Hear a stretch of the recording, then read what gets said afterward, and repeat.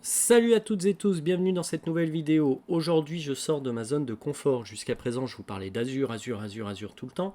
Et là, aujourd'hui, en compagnie de Noémie, on va parler de Power Pages, qui est un logiciel de la suite de Power Platform et qui vous permet tout simplement de créer des sites web sans avoir aucune compétence particulière en développement. Salut Noémie! Salut Philippe, salut à tous.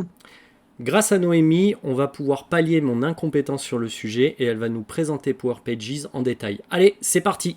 Preview.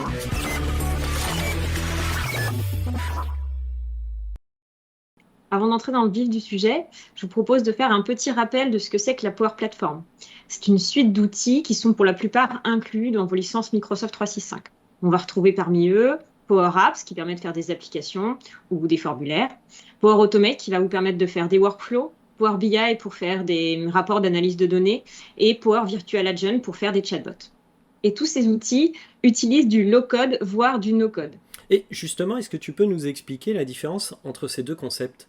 Vous voyez ce que c'est un formulaire ou un sondage via Microsoft Forms?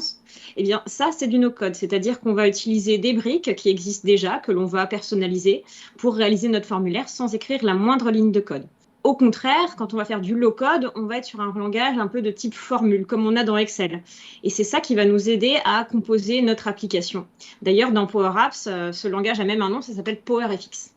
Pour nous aider à travailler avec un minimum de code, la Power Platform intègre également une centaine de connecteurs. Des connecteurs Microsoft, tels qu'Azure, Dynamics, SharePoint, et des connecteurs avec des outils tierces, Twitter, la suite Google, SAP, Salesforce. Il ne faut retenir qu'une chose, si votre produit n'est pas un produit Microsoft et s'il n'y a pas déjà un connecteur qui existe, vous pouvez également le développer avec une API REST. Maintenant, rentrons dans le vif du sujet. Est-ce que tu peux nous parler de Power Pages simplement? Power Pages, c'est un outil qui va nous permettre de créer des sites web.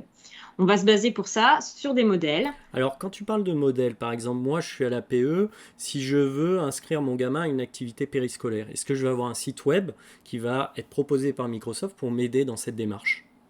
Et par exemple, on va pouvoir trouver des sites web qui vont nous permettre justement de créer via l'utilisation de composants et de répondre ainsi à un cas d'usage spécifique. On va également pouvoir du coup modifier nos pages, notre menu et gérer les accès utilisateurs.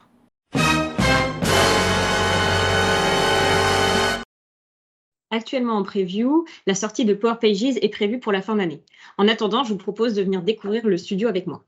Au préalable, j'ai activé ma preview avec mon compte professionnel. Et là, je vous ai déjà créé un petit site de démo. On va pouvoir naviguer ensemble sur les différents menus et voir comment ça se passe pour créer nos pages de site.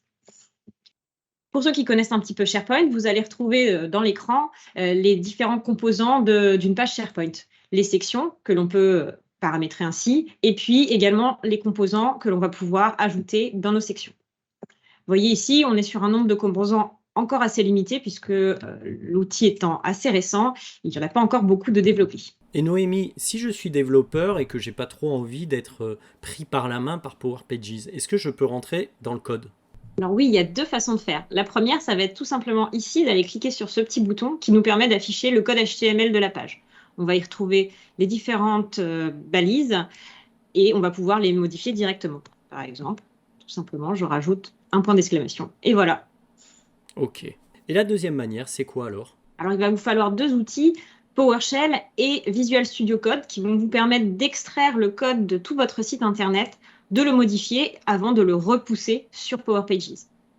Et souvent, dans ce genre de site, on a le front-end et le back-end. Et le back-end, c'est souvent une base de données. Est-ce que tu as ce genre de concept dans Power Pages? Alors, avec Power Pages, on va utiliser le Microsoft Dataverse. C'est tout simplement une base de données avec ses tables, ses colonnes, ses enregistrements et qui vont être stockés dans Azure. Ici, j'ai directement mon petit onglet qui va me permettre de venir créer mes tables, créer les colonnes et propriétés qui vont qualifier les éléments que je vais avoir besoin de stocker sur mon site. En allant sur l'onglet Configurer, vous allez également pouvoir vous occuper de la partie authentification avec la gestion de vos fournisseurs d'identité.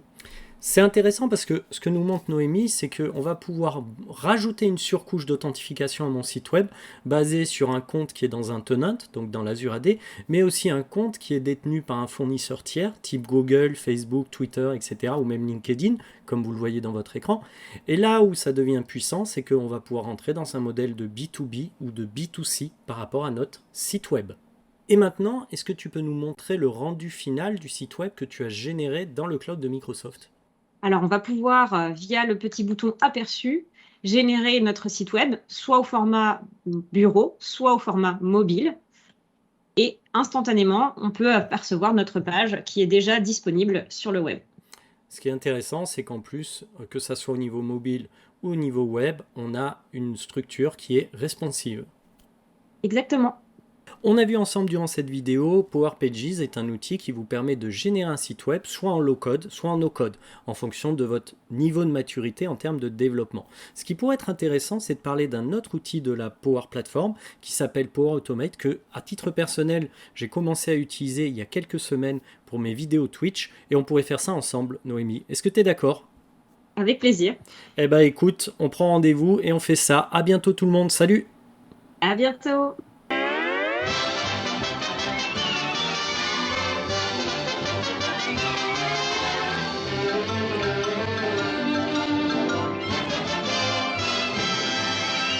Avant d'entrer dans le vif du sujet, je vous propose de vous noter. Et je sais plus ce que je voulais dire. On a plus de 600 aujourd'hui. Raté. Power Pages et donc c'est raté. Avec cet outil, on va pouvoir créer des sites web à partir de modèles. Ah merde, c'était à moi.